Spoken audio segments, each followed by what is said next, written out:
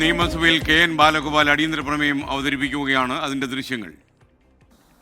ഒറ്റയടിക്ക് 3133 രൂപയായി വർദ്ധിച്ചു എന്നുള്ളത് എല്ലാ സ്ഥാപനങ്ങളെയും ബാധിക്കുകയാണ്. ഇന്നിപ്പോൾ ഹോട്ടലുകൾ പ്രായോഗികമായി പ്രവർത്തിക്കാത്ത അവസ്ഥയിലേക്ക് എത്തി.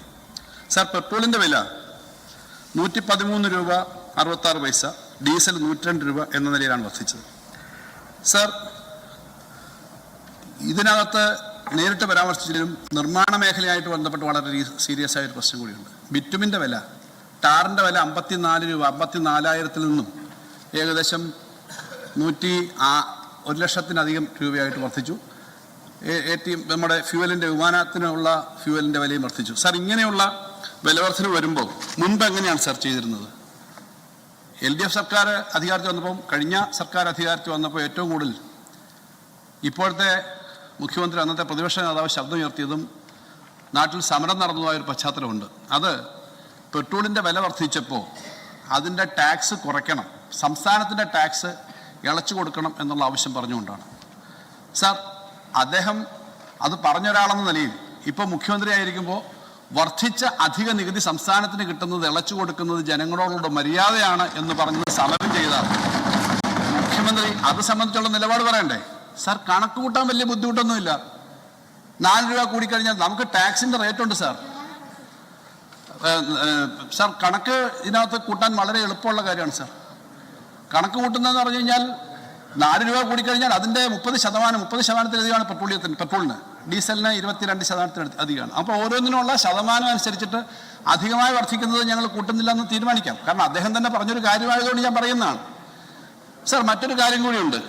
സാർ, കേരളത്തിൻ്റെ ധനകാര്യ സ്ഥിതിയിൽ നല്ല മെച്ചമുണ്ട്. ഇപ്പോൾ കൃത്യമായ കണക്ക് പറഞ്ഞാൽ എത്രയാണ് ഉണ്ടാവുന്ന ഗുണം, അതിനെ സംബന്ധിച്ചുള്ള കൃത്യമായ ധാരണ ഇല്ല എന്നുള്ളതാണ്.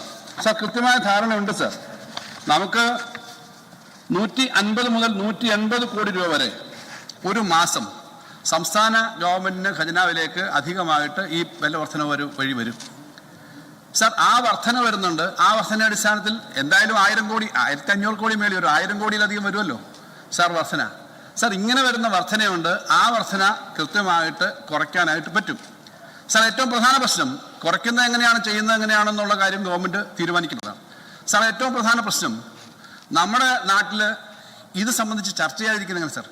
പെട്രോളിൻ്റെയും ഡീസലിൻ്റെയും വില വർദ്ധിച്ചു കഴിഞ്ഞാൽ നാട്ടിലാകെ ഉണ്ടാകുന്ന വില വർധനവ് എല്ലാ മേഖലയും ബാധിക്കും. ആളുകളുടെ യാത്രയെ ബാധിക്കും, സാധനങ്ങളുടെ വിലയെ ബാധിക്കും, ഫിഷിംഗ് ബോട്ടിൻ്റെ രംഗത്ത് ഫിഷിങ്ങിന് പോകുന്നതിന് ബാധിക്കും, എല്ലാ തൊഴിലിനെയും, ടൂറിസം മേഖലയെ ബാധിക്കും, എല്ലാം ബാധിക്കും. സാർ, ടാറിങ്ങിൻ്റെ പണി പറഞ്ഞു അത്ര നാളുകളായി റോഡ് പണി നടക്കുന്നില്ല, നിർമ്മാണ പ്രവർത്തനം നടക്കുന്നില്ല. സാർ, ഹോട്ടലുകളിൽ ഇപ്പോൾ പല സ്ഥലത്തും ഊണില്ല, പാഴ്സൽ മാത്രമേ ഉള്ളൂ. ഇതൊക്കെ രാഷ്ട്രീയത്തിൽ ഇടതുപക്ഷം വലതുപക്ഷം എന്ന നിലയിലല്ല. അപ്പോൾ അതുകൊണ്ട് അക്കാര്യത്തിനകത്ത് കൃത്യമായൊരു നിലപാട് വേണം. ഇവിടെ ഈ വർധന കൃത്യമായിട്ട് അവർക്ക് വർദ്ധിച്ചു വരുന്നുണ്ട് സാർ. സാർ, ഇതിനകത്ത് കേന്ദ്ര ഗവൺമെൻറ്റിൻ്റെ നിലപാടിനെതിരെ ശക്തമായിട്ടുള്ള അഭിപ്രായങ്ങൾ പറയേണ്ടതുണ്ട്. അതിനകത്തും കേന്ദ്ര ഗവൺമെൻറ്റിനോട് ഈ കാര്യങ്ങൾ പറയുന്നതിന് സംസ്ഥാന ഗവൺമെൻറ് നിലപാട് സ്വീകരിക്കണം. സാർ, ഞാൻ ഓരോന്നിൻ്റെ സ്പ്ലിറ്റ് ചെയ്തിട്ട് കണക്ക് പറയുന്നില്ല. കേന്ദ്ര ഗവൺമെൻറ്റിന് ഈ ഏത് വർധനവും അവർക്ക് വലിയ തോതിൽ അവർക്ക് ഗുണമുണ്ടാവും sir. Sir, basic excise duty 1 രൂപ 40 പൈസ മാത്രം അവർ സംസ്ഥാനങ്ങളുമായിട്ട് പങ്കുവെക്കുമ്പോൾ 19 രൂപ 90 പൈസയാണ് പിന്നെ എക്സൈസ് ഡ്യൂട്ടി മാത്രം, പെട്രോളിന് മാത്രം 1 ലിറ്റർ മേടിക്കുന്നത്.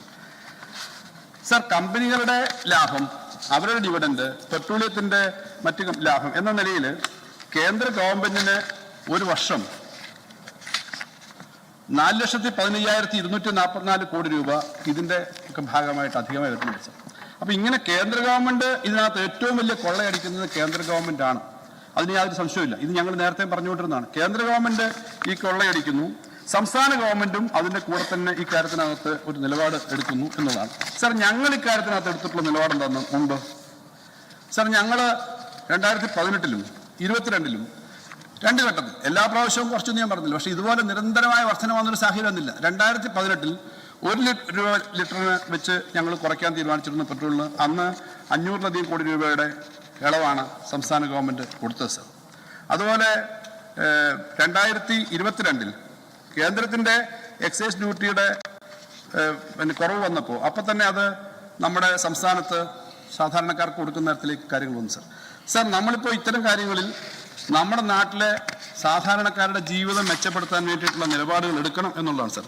ഇതിനകത്ത് നമ്മുടെ സംസ്ഥാനത്ത് മത്സ്യമേഖലയിൽ കുറച്ച് സബ്സിഡി ഡീസലിന് കൊടുക്കാൻ പറ്റേണ്ടതാണ്. സെലക്ട് ചെയ്തിട്ട് പാചകവാതകം, ഞാൻ വീട്ടിൽ പാചകവാതകത്തിൻ്റെ കാര്യം പറഞ്ഞാൽ പാചകവാതകം കിട്ടാനില്ല. പാചകവാതകത്തിൻ്റെ കാര്യത്തിൽ ഒരു കുറ്റി മാത്രമേ കൊടുത്തു, അടുത്ത കുറ്റി കിട്ടുമെന്ന് ഉറപ്പില്ല.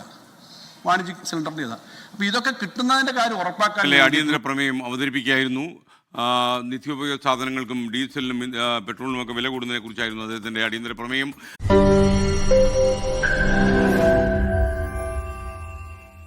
ലോകത്തെവിടെയായാലും ഏത് സമയത്തും 24 വാർത്തകളും ഓഗ്മെന്റഡ് റിയാലിറ്റി പാക്കേജുകളും എക്സ്പ്ലെയിനറുകളും വിശദമായി കാണാൻ ഞങ്ങളുടെ യൂട്യൂബ് ചാനൽ നിങ്ങൾക്ക് സബ്സ്ക്രൈബ് ചെയ്യാം.